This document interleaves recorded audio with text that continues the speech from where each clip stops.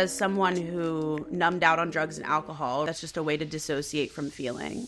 Am I really going to do this again? I told myself I wasn't. And then I myself was in a freak accident and I shattered my knee. When you say that you're in isolation for 3 months, what does that mean? I'm just so curious. What were you doing? If you want to go all in, which I tend to do that, you want no input of any kind because... You know how people always talk about like, don't start your business because you want to make money. Feel the fear and the feelings that are underneath. People are listening to this being like, that sounds like absolute f***ing torture. Yeah, it was. Welcome to Makeshift Happen, Rachel. I'm so excited to have you on. I can't wait to connect and dive into more of your story, but welcome to the show. Thank you so much for having me, Sam. I'm excited to be here. Yeah, I'm excited to chat about all the things. I was thinking about, where, just based on what I know about you from, social media and your content and everything, where I wanted to go with this conversation. And I was like, man, we could go so many places. There's so many different directions that we could take this. So I think we're just going to let it flow and we'll see what we get up to. I have some ideas, but I really wanted to start because I think something that you really empower people around is this idea that like where you are now or where you've been in the past doesn't have to define where you're headed or where you're going to end up in the future. And just that change is possible. A more beautiful version of your life is available. And so I'd love for us to kind of go back a little bit in time to where a big piece of your transformation took place. I know you've shared that you nearly overdosed on drugs and alcohol. You were in a serious accident. You had a spiritual awakening. Like, can you just take us through what that time in your life was kind of like and share more of that story? Yeah, absolutely. Yeah, it's so interesting. I always say to tell this story, I have to kind of go all the way back to kind of how I was raised and was brought up because it really informed my spiritual awakening and who I eventually became. But I was born an only child to two incredible parents, but they were very standard, white picket fence parents that were like, you climb the ladder, you do the things, you go to college, you work really hard, you get a good job, and that's the thing that's going to make you happy. And I was always born this like free spirit and this artist and this, I wanted like the depth of life, and I was a deep feeler. And being someone who was kind of a little bit of a black sheep, and also at the same time having parents that really expected me to be a certain way, was really challenging for me once I got into my teenage years. And I had really no belief outside of myself. I wasn't spiritual. I wasn't raised religious or anything like that. So I had no belief in a higher power at all. So I would have considered myself probably pretty atheist as a growing up and as a child. And my whole world came crashing down when I was 16 years old because my dad died in a freak accident. And that was the beginning of my journey that led me on like an 8-year downward spiral, essentially, of drugs and alcohol abuse and numbing my emotions and being in abusive relationships and really feeling to my core. The moment my father died, I felt to my core, one day I'm going to tell this story. One day this won't be all for nothing. Like there's going to be a reason why this happened to me and to him and to our family. And yet I couldn't handle the grief and the trauma and the challenge of that. And so I really numbed myself with every single thing outside of myself that I could. And there was these little fleeting moments over those 8 years when I would take the drugs I knew I shouldn't take, or when I was, in a situation that I knew was really bad for me. And I would have that inner knowing, like, one day you'll tell this story, one day this won't be all for nothing. And I think a lot of people can relate to that, whether that is, deep trauma like what I went through, or it's just like realizing there's no way this is my life. Like, I am made for more. There's supposed to be something else out there for me. Maybe I don't know what that is, but you can feel that like deep drive and that deep like sense of there's got to be more to life, and there's more that my soul is meant to do in this lifetime than where I'm currently at in this moment. And I felt that for many, many, many years. And it wasn't until I was 23 years old that I myself was in a freak accident and I shattered my knee. And at the time, I'm like working a corporate job. I did all the things that they told me to do, which was go to college, get good grades, get a good sales job or get a good job. And so I ended up in sales. I'm working 80 hours a week for somebody else. I'm under fluorescent lights all day long. I'm partying on the weekends, and I just have this little nagging, well, it's starting to get bigger, nagging voice that's like, there is something else out there for you. And it was one day on my lunch break, and I'm like crying in my car, and I'm like screaming out, I'm like, if there's a God, Like, please listen to me. Like, I need time to stop so I can just think for a second. Like, I know I'm supposed to be doing more with my life. I want everything that's happened to go to a good reason. I want to impact people. And 2 weeks later, your wish is my command. I get in a freak accident myself and I'm forced to take 3 months medical leave. And that was really where my story shifted, because it was about 2 weeks into my recovery. I'm laying in bed. I had to move back in with my mom and got surgery on my leg. And I have a cast from my hip to my ankle. And I'm pissed. I'm like, you've got to be kidding me. There's no way that my world is getting any worse than it is right now. And then I had this epiphany and I realized if I use this time wisely, then this won't have been all for nothing. So it was that little voice that I constantly heard, like, this won't be all for nothing, one day. And then the day arrived. And it was like this fleeting moment. And I grabbed my computer and I Googled how to be happy. I didn't know self-development. I wasn't spiritual. I wasn't anything. Like, that's where I started. So like anybody listening to this, it's like I started from like the most simple place you could ever possibly start. That's how I found self-development and mindset tools. And I always say I kind of went through the front door of self-development, which is like goal setting, affirmations, like manifest the thing, write out what you want, future script, right? And I got really into that. And I went back and I quit my job and broke up with the guy I was dating and kind of ripped the Band-Aid. I'm a very like extremist. So I just went all in, and that was the beginning of the journey. And that was almost 7 years ago now. And it's been, quite the journey since. And there's so many things that I could go into, but eventually, that led to getting myself in all the different rooms and saying yes to the different things and yes to the opportunities that really scared me. And eventually putting myself out there on social media, starting my own podcast, having that blow up, starting my own business. And then also realizing that I got everything I wanted on my vision board and none of it was the ticket to how I actually wanted to feel inside. And that's the last 2 years have been my journey with nervous system and somatics. And that's what I teach now. Oh, we'll have to dig into that. It's so funny. Like when you said I Googled how to be happy, it makes me think about how when I didn't know what I was going to study in university, because I had no idea like what I wanted to be, I was like, what is a good job? Like, good jobs for people who like people. Yeah. And it was like PR. So I was like, cool. I'm like, okay, so I'm studying marketing, PR. Awesome. Yeah, so funny. But like, there's so many people out there that maybe they still feel it's not like that's even an elementary thing, no matter, because you just talked about at one point you got all the things on your vision board and still we're kind of like, and like, wow, I thought this would feel better. Like, is this actually all that it is? So I think no matter where you are at, there's this element of, I think it's just part of us as humans who are always seeking growth. There's a part of us that always wants to figure out, like, could I be happier? Could these circumstances be better? Is there something more? I think that's just innate inside of us of being curious and wondering and wanting to push towards that growth and looking for something more. So this idea of falling in love with your life, because that was kind of the journey that you were on, was how can I take all of this shit that has been handed to me and alchemize it and turn it into something worthwhile? And then you figured out how to do that. And then you got everything that you wanted. And still you were like, could this be better? Could I be happier? Is this actually all that there is? And I've, of course, been on that journey in my life as well of like, can I fall more in love with my life and my business and my relationships and everything more and more? If someone listening wants to fall more in love with their life, regardless of where they're at, what are some of the things that come to mind for you in terms of what you might advise them to do or where they should seek? Yeah. Oh, that's such a good question. Before I answer that, I think I want to go into a little bit of like kind of what I discovered for myself. Yeah. And for me,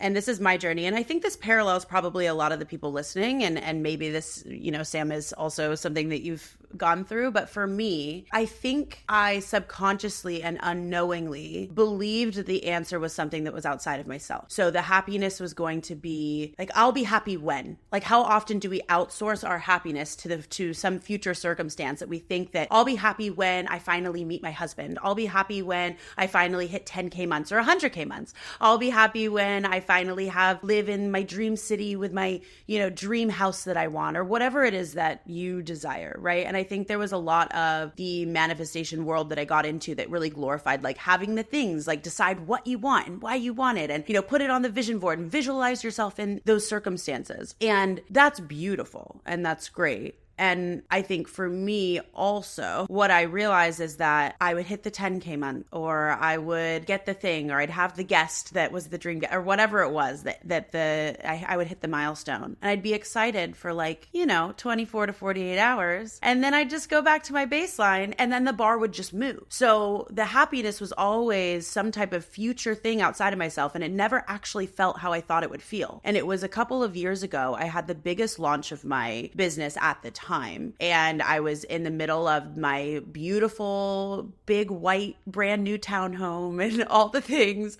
that I thought that I wanted, and I checked off all the boxes. And I'm crying myself to sleep in the vision board room that I dreamed of. And for me, I realized it was because I was constantly outsourcing my happiness, my fulfillment, my joy to some future arbitrary time that I thought I would feel better then. And it was because my nervous system was so dysregulated, honestly, to constantly be seeking and constantly be in fight or flight, and also constantly be beating myself up that I wasn't doing it perfect or it should have been better. And that was something internally within me that had absolutely nothing to do with getting the goals that I thought that I wanted. And how often do we do that in society? We're taught in our culture, right? We're this age of social media, everybody is comparing themselves, and everybody is we have access to everyone's life, and you can see, well, this person over here is getting engaged in, Positano, and this person over here is doing these. And then there's this insatiable need to suddenly fill well, this person's doing this, or, okay, yeah, I hit a 50K month, but they're doing 150K, all of those comparison pieces. And so for me, what I actually really started to do was feel all of the feelings that I hadn't felt that were underneath the surface that were driving me to the success that I thought that I wanted. Because as someone who numbed out on drugs and alcohol, right, that's just a way to dissociate from feeling. And someone who constantly I used to really, really overthink. I still do sometimes, right? Overthink what I would be under feeling my feelings. So I'd be constantly ruminating, what's the next thing? And when I replaced the drugs and alcohol and abusive relationships for healthier habits, then it just suddenly became replaced into work. And then all of a sudden it was now I'm wanting to work, and the goals, and it was this insatiable need to feel goals, and the achievements and the milestones kind of become the new drug. They become the new distraction from how you're actually feeling underneath. I love that saying of overthinking is underfeeling, and that's one of the things I also kind of wanted to talk to you about. So let's dig into that a little bit, because I think a lot of people will be able to relate absolutely with this idea of being an overthinker. But one thing that I think I'd like to get your perspective on is from a practical standpoint, right? Let's say I'm listening to this podcast and I'm yep, I'm an overthinker. So you're okay, well, feel your feelings. And I'm what does that mean? What are you actually doing? Are you making yourself cry on purpose? What does it mean? What can we actually do? What specifically changed? What did you do differently that allowed you to move from overriding your feelings to actually feeling them? Yeah, that's such a good question, because that was a question that I had. Everybody's oh, you need to feel your feelings. It's yeah, I thought I felt my feelings because I had big emotions. And this is a distinction. So, I'm someone I'm a highly sensitive person. Probably a lot of people listening to this consider themselves empathic, highly attuned, highly maybe emotional. I was a big crier. I was I'm I feel my feelings all the time, right? But that actually wasn't the case. I wasn't feeling my feelings at all. They were just spewing out sideways, and I would get overwhelmed, and then that would spill over into life, and then I'd beat myself up, and it would be the cycle. And so I thought I was feeling my feelings, but in reality, what it means to really feel your feelings is to get connected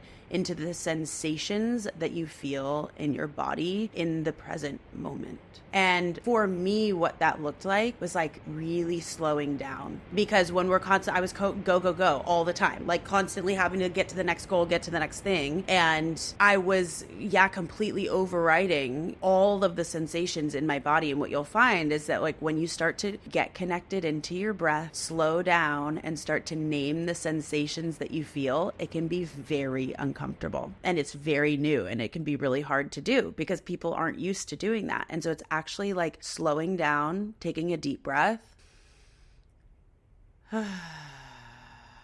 everyone listening to this can do that with us and start to notice, what are the sensations that I'm feeling? Is there a tightness in my chest? Is there a heat in my belly? Is there tightness in my shoulders? And can I relax that just a bit? Is there tension in my jaw? Noticing what it is that you feel, the sensations that you feel, and then see if those sensations have anything to tell you. And so that's one way. Another way is when you have an emotion, we often go straight to, like, there's a habitual pattern, right? So when your nervous system gets activated, there's typically a habitual pattern that you'll fall into. So maybe you are somebody that you get activated, you get really tight when your partner triggers you and you go directly into fight, right? And you go directly into like the anger. Or maybe somebody gets mad at you and it activates you and you go directly into people pleasing and fawning, right? So there's different habitual patterns that we will have in our life. And so for me, I really started to look at my nervous system, like in my patterning and my habitual patterns, and like what would happen when I would get overwhelmed in my business? What happens when I get activated by a partner? What happens when I feel like someone's mad at me? Like, what are the different, I started to look at patterns in my life and start to create spaciousness between the activation and the response. And the way you create spaciousness is to get connected into your breath, into the sensation like we just did. And then feel the fear and the feelings that are underneath. So when you habitually want to go into control or you habitually want to go into fawn, like can you create spaciousness and then actually open to the fear, open to the grief that's there and feel it inside of your body through feeling the sensation. So that's what I mean when I say feel the feeling. Love that. Such a beautiful practice. Feel the fear and then, what did you say? It was so good. Feel the fear and then get curious about what's underneath it. Yeah, like and feel the feelings, right? So like typically, I mean, if we really distill it down, there's really only two emotions, which are love and fear. And fear can come out in many different ways, right? That can come out in your need to control. That can come out in grief and fear of loss. It can come out in so many different ways, but can you open to the sensation that is there? So an example would be, there's something that I do in my program. I have a somatic embodiment program called Expand for women. And something that we do is when you feel grief and you feel sad, what happens? Like your shoulders slump, you close your chest, you get small in a ball, right? Like you feel tiny. So the practice is, can you do the thing that's the contrary action? So when you feel grief, for example, can you open your chest and open your neck and open your body to let the fear and let the grief move through you? Because emotions, everybody says emotions are meant to be held, right? Like, can I hold more? You want to hold more? Like that's the thing that people say in our industry, right? Emotions aren't meant to be held. They're meant to be run. So how can you actually run the emotion through your body and let it move through you and dissipate? And that's actually what feeling the feeling is, because people are really scared. Like, well, if I start feeling my feelings, then I'm always going to be sad or depressed or, there's so much there, but that's actually not the case. Once you actually let them move through and run through your system, which I think they last about 90 seconds, that you actually allow them to dissipate. And so going back to your original question, Sam, which is like, how do we allow ourselves to like even be happier? Like, where do we start? You have to start feeling the feelings that are underneath all of that are getting in the way of you feeling your joy, your abundance, your aliveness, because it's all a spectrum, and you can only feel that level of joy to the level that you felt the depth of your pain. And so for me, it was going into letting myself feel that, and then all of a sudden I had access to so much more on the spectrum in the present moment right now. Yeah, so true. Is the thing that leads to the rainbow. But if you're like always shielding yourself from it and not wanting to experience any of it, then you're going to be pretty numb to the good stuff too, and you're not going to feel that intense gratitude or joy for the small things. I think that's something so beautiful that I think women have this, generally speaking, obviously this is a sweeping judgment, but I think generally more than men, women have this like capacity for feeling the whole spectrum, which is why we can go so deep. And also we can be like, oh my gosh, look at the moon every month, every single time. Every time it's out, it's like, it's the best thing ever. Like, wow, look at that. And it's like pure like awe and gratitude and joy for like the simplest of things, the smallest things. But I think you only feel that when you are a connected person and when you're someone who does go deep on the other side of the spectrum of emotions. And it's just been interesting for me to notice that in my life, like which of my friends or even with my partner, like someone who's like, it's the fucking moon, like it's there all the time. Like, no, because it's the moon. Yeah, it's the magic. Yeah, exactly. It's a ball. It's just suspended there. There's nothing holding it up. Like, look at this. Oh my God. Yeah, and isn't that such a fun place to be and a way to live? It's like the awe and the wonder of a child and like the magic of, because sometimes I think about that and I'm like, what are we doing here? Like the fact that we're not all walking around all the time, just like looking up around being like, where are we? This is wild. You know, I think about that all the time. But I have a lot of those like weird moments where you almost like, you get like removed from the matrix and you're suddenly like becoming like a third party witness to like everything that's happening. And you're like, this is so fucking weird. Like, what are we all doing? This is so bizarre. Or sometimes for me, it happens with like work. Like sometimes I'll just be like, I literally haven't had a job in like 5 years. I just wake up every day and like come into like this room and like go like this on like my computer and like I make things up and I like talk to my phone and like it is so weird. I know I'm the same. I haven't had a job since, oh my gosh, it's been almost 7 years now. And I'm like, that is so weird. Yeah, we wake up, we do the things. I'm like, I get paid to talk. Like that's my five-year-old me's dream, which is just the wildest thing in the world. But it's also such a testament to like what we can create in our reality and the fact that like all of this is so malleable. Yeah, I know. It's wild. It's so crazy to think like sometimes I look back at my life 5 years ago. And I've been writing this series for my email list called Dear Diary. And I decided to go back to like my camera roll because I have it's horrible. I'm sure you have the same, how many photos you have in your camera roll. But I'm like, I have all these photos. So I've been scrolling back like years and years and years and years and years back and just like looking at the photos and remembering like that time of like what I was doing, how I was feeling, like what I was creating in the world, like what I was doing for work or I was unemployed and just like writing the stories of like those past versions. Cause then you think like, wow, like, you know, when you're with yourself all the time, you don't always see the growth, but then you can reflect back even just 2 years, 3 years, and you're like, everything is different. Everything has changed. I think that's one of the craziest things that I experience regularly is like, if I do look back and reflect, I'm like, I am not the same person, quite literally. That's wild. Same. And it is so crazy. I think it's so potent and important for people to listen to this too, because it can be so easy to like, even what I mentioned at the beginning, right? Is like get caught up on the bar constantly moving or get caught up on like you're with yourself every single day. So it can be really easy to like see your shortcomings or see the things, right? Our brain is wired to look at the negative. And it's a practice that I do all the time and that I tell people to do is like literally go back and look at all of the accomplishments and all of the things that you changed. So I love that you're doing that because it's so important that we remember just how far we've come. And I think that really builds like a self-belief and an excitement of like, well, what can happen next and what can I create now and where am I even going? And I think of myself 3 years ago. I mean, I was just launching the podcast 3 years ago and I'm like, wow, my life has completely changed from saying yes to that, you know, and it's just exciting to see like, well, where will I be in 3 more years? You know, I love that. I want to touch a little bit more on nervous system stuff because I know this is something that you teach on a lot and we kind of like talked about it a little bit, but I'd love to dig in a little bit more about regulating the nervous system because to your point that you were making, you know, a lot of people feel like I'm so self-aware. I know all these problems that I have. I know all these triggers. I know my patterns. You know, you're talking about like, okay, notice the patterns. I know my patterns, but like, why am I still stuck? Why is there this dissonance between knowing the unhelpful or self-sabotaging patterns that I engage in, but then continuing to engage in them, even in the moment of going, this is where I'm going to self-sabotage again. Sometimes it's that like trippy where you're like, am I really going to do this again? I told myself I wasn't. And then whoop.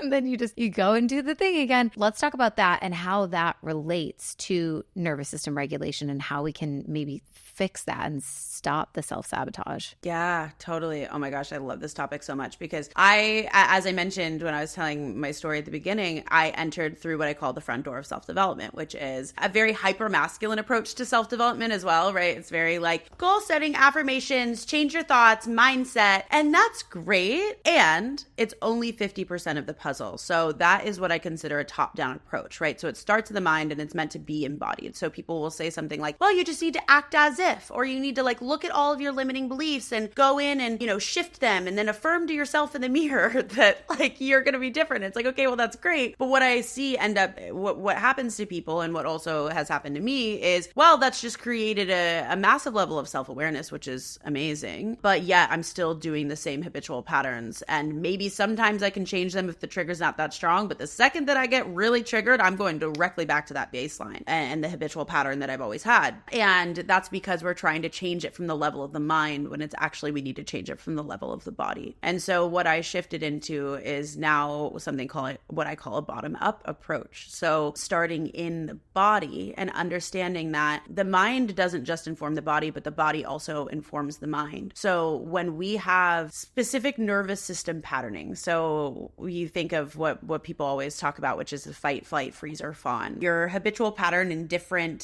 scenarios. So as I mentioned before, like you might always go into fight with a partner, or you might go into people pleasing, which would be like the freeze and the fawn response, right? Or you might go into flight in your business because you go into overwhelm and then you just like drop it all and run away, or maybe you freeze, right? So there's different circumstances bring up different patterns. And those were our nervous system is being formed since we are in the womb. So, you talk about getting programmed from a really, really early age. Our nervous system, when we were activated, it learns it's not safe to feel or it's not safe to be a certain way. And so then you end up getting activated, and then there's habitual patterns that end up coming out and play out in your life. And so until we change on a nervous system level, the moment that we are triggered, we will go back to the baseline pattern every single time. Because when you're triggered, you're not going to go into like changing your mindset. You might try, but the thing is like your body is now activated. You are in a state of survival. And so you need to keep yourself safe. And so the body is going to go directly into the thing that knows that it keeps itself safe, but it might be something that you cognitively are aware self-sabotages you. But the body thinks that this is the best route to keep you safe and alive right now in this moment. So for me, what I started to realize is like, oh, I need to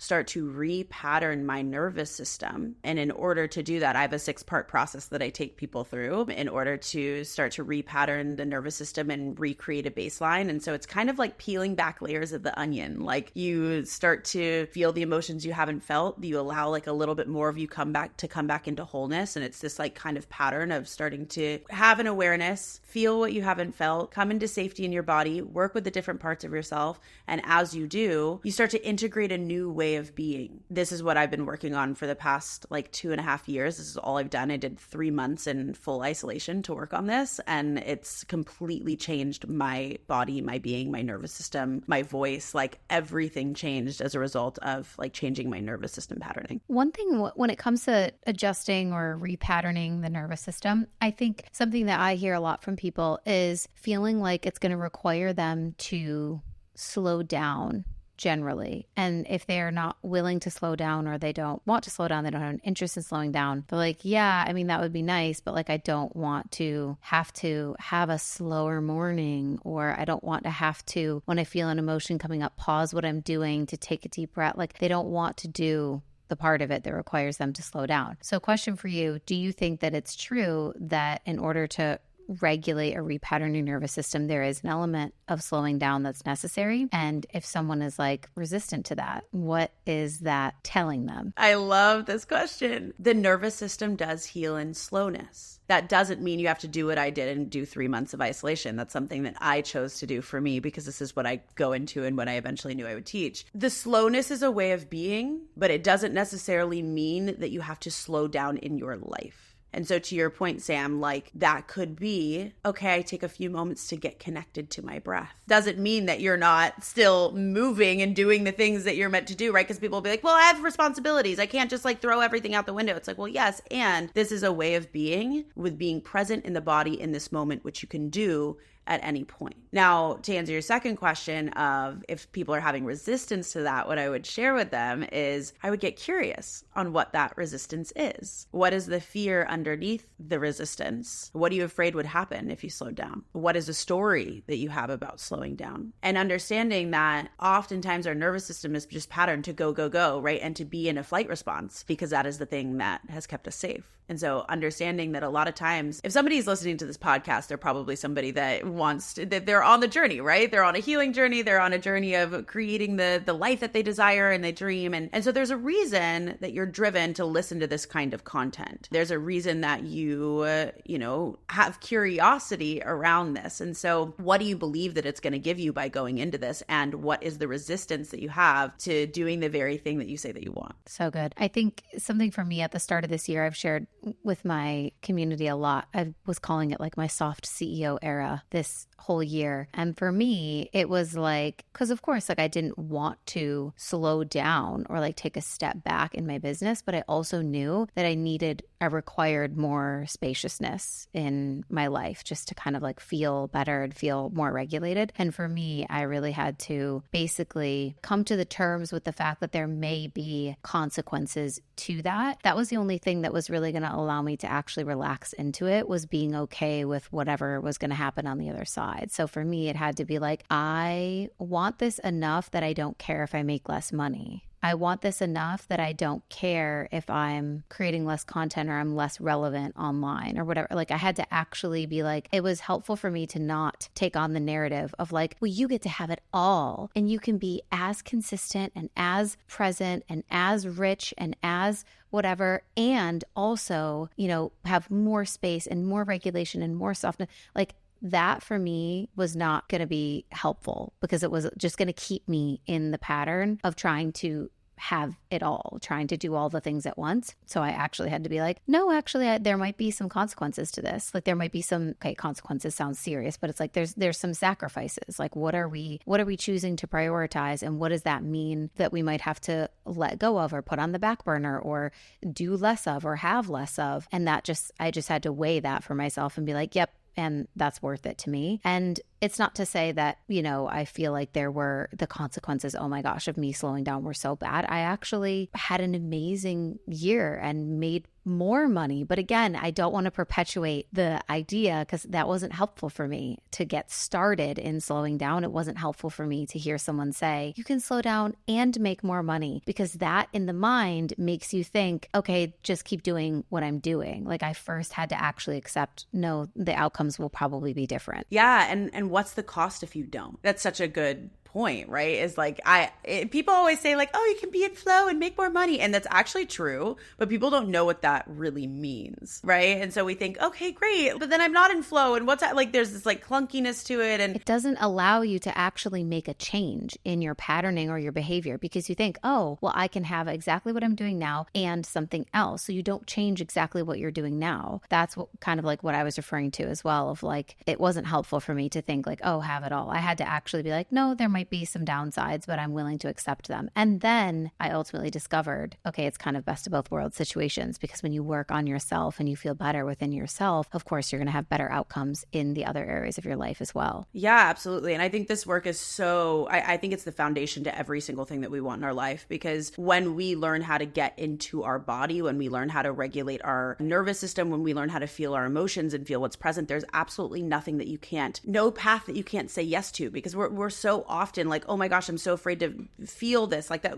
the whole thing that why we self-sabotage is because we're avoiding feeling every single time. If you are empowered to actually be able to slow down and feel your feelings and feel what's alive, then you become so unstoppable, because you trust yourself to actually hold yourself in anything that comes up. And then you actually expand your capacity to operate at the space that you want to. And so for me, I found the same thing. It's like after I got out of isolation and I paused my show and everything. And then once I relaunched it, I mean, everything's taken off for me in a huge way this year, in a way that I never anticipated, when it came to financially and connections and my students and just all of the things that were born out of my time slowing down. And it really is that idea of like, we have to slow down to speed up sometimes and allow ourselves to be in that, but don't just do it for the goal of so that I can speed up, right? But that does end up being a byproduct. And it really has been more easeful, and things have been happening at a rate that are just like so beautiful in my life now. And I know it was a result of me actually taking the time to do this for myself and allowing myself to be in the void, which is a scary place to be when you're in it. So it requires so much surrender. Yeah, it's like with the arrow pulling back before it shoots forward. But again, it's that weird catch-22 of like, you know how people always talk about like, don't start your business because you want to make money. But then it's like you're inadvertently like always kind of thinking about like, well, obviously I want to make money. But it's exactly what we're saying here of like, don't slow down because you think it's going to help you speed up more effectively. Like you can't go into the journey of slowing down, hoping that it's going to help you speed up, even though that might be the byproduct. But yeah, it's a mind fuck for sure, which I think you have to accept, like I said, accept the downsides, accept that things might be different or things might have to change, or there's going to be some things that, don't look the same. And if you do it through that lens, then you probably will get that kind of, bonus byproduct experience. When you say that you're in isolation for 3 months, what does that mean? I'm just so curious. What were you doing? Yeah, so I had a somatic therapist that I worked with, and I had reached this point in my life where I was just really, really ready to go super deep. So he came into my life. He's 85 years old. He's amazing. He's like one of the grandfathers of somatic therapy, and he's a somatic psychotherapist, and he worked deeply with Peter Levine, like developing this about 40 years ago. And he happened to come into my life. He was like, if you really want to consolidate this time for your healing, he's like, we could do this once a week and then you could do your life. But if you want to go all in, which I tend to do that tends to be my MO, you want no input of any kind, because what happens is we dissociate throughout our day all the time, or we're taken out constantly, right? Like you're on the phone, you're on social media, you're getting emails, somebody calls you, right? So you're not actually in the process of what is present and true and alive for you right now. So you're not actually in the emotion or in touch with what is happening inside of your body, which is fine, right? We couldn't operate like that all the time. But I knew that if I wanted to go into my deep healing and uncover all of the layers and the patternings and the things that were happening in my life and had been running my life for many, many, many years, I knew that I had to like go all into it. And so he suggested working together and having literally no input. So basically what it looked like is I stayed home. I started in California and we did a full week of like somatic work together. And then I went home and then it ended up being all on Zoom, but I had no input. So I paused my business. I deleted my social media. My team still posted for me. So that was also like kind of a wild thing because they were growing my account while I was completely off. So I had to really let go of control there, but off of social media completely. No social gatherings or events, no Netflix shows, no reading, no podcasts, like no input into my brain. So basically all I did was do somatic psychotherapy for 3 to 6 hours a day. And then outside of that, I painted, drawed, played my guitar and sang, laid on the grass, or like cried in my bed and journaled. Did you go to the store? Like, how did you get groceries? Could you be in the world? I could be in the world a little bit, but it was just don't do anything that's going to take you out of the feeling or out of the process. And it was the most profound thing I've ever done because we never have no input. When they talk about like what is it called? Like a dopamine like reset, because like all the things that you eliminated are all the things that kind of give you that like fake fast dopamine, and then you have none of it and you're like, what the fuck? Yeah, exactly. And so like internally you like freak out. And then I'm in therapy, so we're uncovering so much stuff and we're going back to my childhood. And so I would basically go on this cyclical journey of we would be talking, we would be like going into the body, we'd be seeing what was present, and typically around day 4 of this cycle, I would hit on a wound, and I'd know it because it would activate me. So I'd hit on a certain feeling and it would activate a feeling that I hadn't felt, right? Because so much of like what comes out now, like what they say this quote, like if it's hysterical, it's historical, right? So like say you freak out on your partner, but really it's because when you were 5 years old, like your parent did the same thing to you and like made you feel small or whatever, right? Whatever the thing was. And so if we don't go back and feel it as that version of ourselves, it ends up coming out sideways in our life now in this present moment. So I would hit on a wound and I would feel it and it would activate me, and I would suddenly feel it as the 5-year-old, or I'd feel it as the 10-year-old, or I'd feel it as the 16-year-old. And I was fully present and aware that I'm in my body now in this current moment and I'm the age that I'm at now, but I felt it as if it was that inner child version of me. And that could last a day or 2 days, and then it would eventually dissipate, and it was almost like I had more space in my body and being, and I'd be like, oh, like I actually literally have the embodied experience of feeling myself come back into wholeness. And then the cycle would continue, and I had no idea how long I was going to be in it. So I just had to fully surrender, and it ended up being about 3 months. Oh my God. Yeah. It was so intense. People are listening to this being like, that sounds like absolute fucking torture. Yeah, it was. It actually was. It was crazy. And it was the best thing I ever did in my entire life. It completely set me on a fully new timeline and trajectory. Did you feel weird, like coming back to, like, how did you come back to like media and like and society in the world after that? It was really hard. I would say, so I came out of isolation about a year ago right now. And I would say it's taken me about a year. I'm finally feeling my radiance and my life force and like all of that coming back. It took me until about May to be, so that'd be what, about 6 months to even feel somewhat normal in the world again. Yeah, it took me quite a while, but coming back online was really weird because I was like, how do I even tell this story of where I've been? And I definitely put pressure on myself. I relaunched the show at the beginning of January because I was like, okay, well, how long am I going to pause? You know? And so I just kind of had to let myself surrender to it. I noticed that I got really serious. Like after doing this work for someone, I was like, did I lose my sense of humor? Like what have like my personality really changed? And I found, you know, how whenever we go through some type of transformation, we often swing the pendulum in the opposite direction. So people listening to this probably can see this in their own life. It's like, how often do you overcorrect? So you used to be like this, and then you completely swing the pendulum the other way, and then you eventually come into balance and find equilibrium. And I think this whole year has been about me finding that equilibrium again and coming back into like just integrating all parts of me. But it's taken quite a while. Like this has been I've been in the journey for about a year and a half now. So fascinating. I love that. Well, I think people can do that on a small scale for themselves. You know, like I tell my clients all the time, like something that's really helpful is what I call like non-stimulation walks. And just, you know, I think whenever we go for a walk, we're so used to listening to music, a podcast, calling a friend, like watching a YouTube video, like we always have some input, as you say. And so kind of like removing the level of input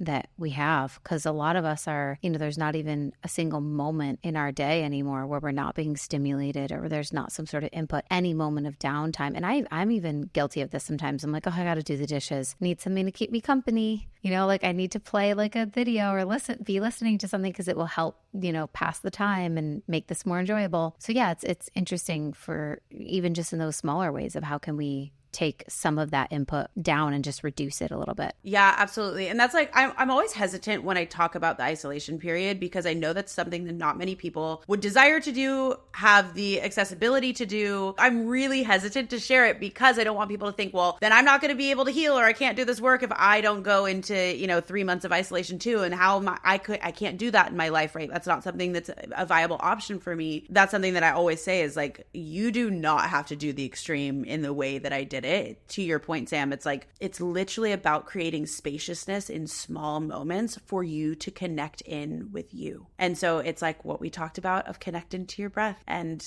get into your body and feel the sensations, even if it's 30 seconds and you put a timer on your phone 3 times a day where you breathe for 1 minute, or it's creating stops. I call them like child-proofing myself. So like for social media, I don't follow anyone on social media now, but when I did, I had this like stop where you can set a trigger where every time I open the app, it makes me take a breath. It's an app called 1 Sec. So I would set up my life that would make me create spaciousness before I did the thing that was just the habitual pattern that would take me out of the present moment, which, you know, even me today, like I'm constantly out of the present moment all the time, right? But it's like the reminder of like, come back to your sensation, come back to your body, go on a walk without input, do the dishes without input, and you will be shocked at the level of connection that you begin to have with yourself and the level of creativity that comes through you as a result of you being able to actually listen to the truth of your soul. So beautiful. I love that. I want to ask you, I'm so curious, in terms of like your day-to-day life now that, you know, you're integrated from that big experience and coming back to yourself, are you like a morning routine person?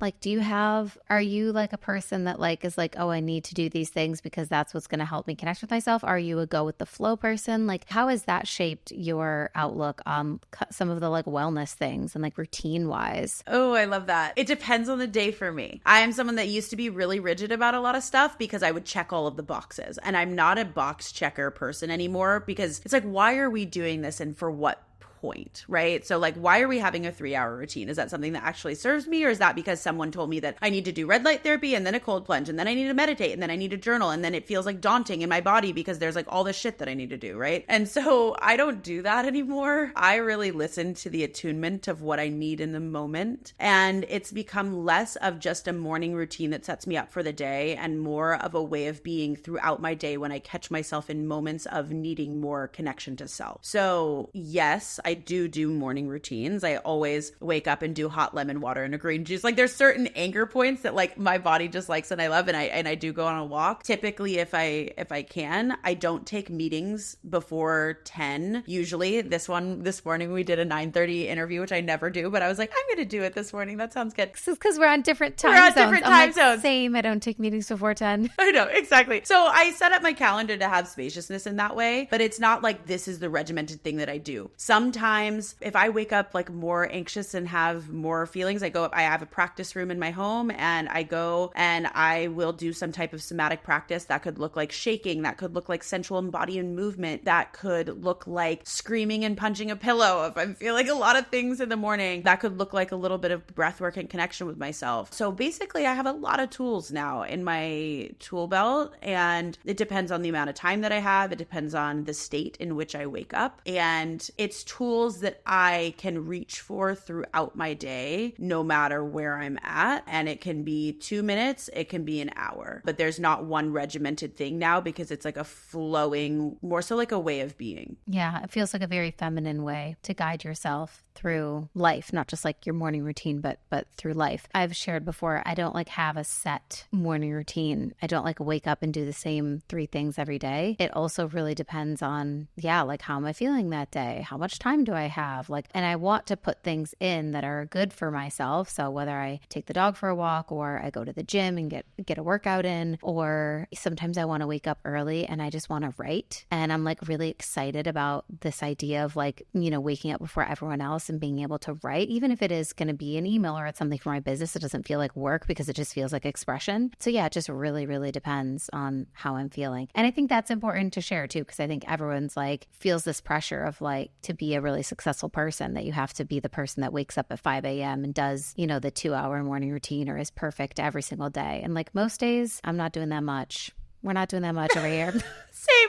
Honestly, same. I was just talking to my friend Angie about this, and I was like, we were laughing because her and I are creating like a podcasting course together at this moment. I was wondering if you guys were, because I saw the episode where you're like, oh, we're going to have a podcast. I didn't know if you guys were serious about like collaborating on something, but I love Angie. Yeah, she's the best. And we're hosting a free webinar on Sunday, and we're starting it in the new year. It's going to be like a 6-week podcast boot camp to help women launch and grow and monetize their podcast. And her and I were laughing so hard because she came over to my house all day like 2 days ago. And, she's a super successful entrepreneur. I'm successful as well. And we're like sitting there and we were shooting the shit for like 3 hours, taking my dog on a walk, like talking about relationships and men and da-da-da. And then we looked at each other and we were like, we should probably like plan something, right? And then, okay, let's, I guess, like sit down and record a podcast. So we filmed the podcast at like 6 p.m. We're both exhausted. It's like the most unhinged show ever. And we're just laughing and we were like, God, people think that you have to be this like really regimented, like wake up at 5 a.m. and do all these things. And like, is there some merit to that? Sure. If somebody operates like that, I don't, she doesn't. And we're just laughing because we're like, it's just so much of what you're sold like isn't true. And if people only knew like the way we were just like messing around like the whole afternoon, and yet we're still going to get it done and we'll do a great job and it'll be amazing. But like, it's just funny because I think that people have this idea that you have to like do all these things to be successful, and then think you arrive at a certain point where you just kind of realize like, oh, I'm still just me and I take myself with me, and here we are, and I'd still have all the things that I thought I had to let go of to make myself successful, and so much of it isn't true. Yeah, it's so funny. Like, I mean, obviously it's the highlight reel, and it's the effect of seeing everything be like perfectly curated and the clean girl aesthetic and like the beautiful apartment that's always clean, and like, the lemon water every morning, and like, and then you create this like idea in your mind that these people are like always doing that, and then it's always looking the way that the reel is like making you feel, with like the perfect, athleisure outfit, the bed is perfectly made, and it's like, sure, like we can all do that sometimes and it feels amazing, but that's not what everyone's life looks like 24/7 behind the scenes. Like sometimes it's just fucking chaos. Sometimes it's just, it's It's not that serious. Yeah, it's so not that serious. And I love that you're talking about this because this is one of my favorite things to talk about because I'm like, listen, guys, like it's the same thing of like we have this whole idea that there's just all this comparison and like people on the internet are like doing something that we're not or have something that we're not in some way. And then we think that we fall short when we're comparing ourselves to some type of highlight reel. And it was the thing that I went through for years, which is like, oh, when I get there, then I'm going to feel better. Then I'm going to, you know, once I'm in the vision board house or once I have hit this number month in my business. And it's like, then I would get so depressed because I'm like, wait, I still am myself and I still have challenges and I still have things that are great. And like I was so confused for so long, like thinking that I was going to be different when I arrived and just realized like, oh, that's actually not the case. And we can just like enjoy now in the present moment. And all of life is always going to be 50-50. Like there's going to be amazing emotions and there's going to be challenging emotions all the way up until the day we die because we're human, and like stop trying to escape that reality. Right. And like we can just be with what is right now and enjoy it. Yeah. Wherever you go, there you are. That's the saying, right? It's like you're always going to, no matter what mountaintop you get to, you're always going to be you. And you're going to have all the things inside of you. So got to make peace with that and find a way to love who you are and where you are with what you have now, which kind of is exactly full circle of our conversation of what we talked about. So such an amazing conversation. Thank you for coming on, Rachel. It's been so amazing. I can't wait to come out to Austin and see you and see your beautiful studio and your home and all the things. It's been so much fun. Let everyone know where they can find you and connect with you. Yeah, thank you so much for having me on, Sam. This was such a fun conversation. And yeah, if anybody listened to this and resonated, I would love to hear from you. I am Rachel Gibler on all platforms. It's Fucking Spiritual is the name of my podcast. You can find that on Spotify, YouTube, Apple Podcasts, all the things. And I mainly hang out on Instagram. So just at Rachel Gibler. I'm sure it'll be in the show notes, and definitely send me a message, and would love to connect with you. Yay. Thank you guys so much for tuning in. If you loved this episode and you know someone in your life who would also vibe with it, copy the link, send it to them in a message, let them know you were thinking of them, and we will talk to you guys next week. Bye.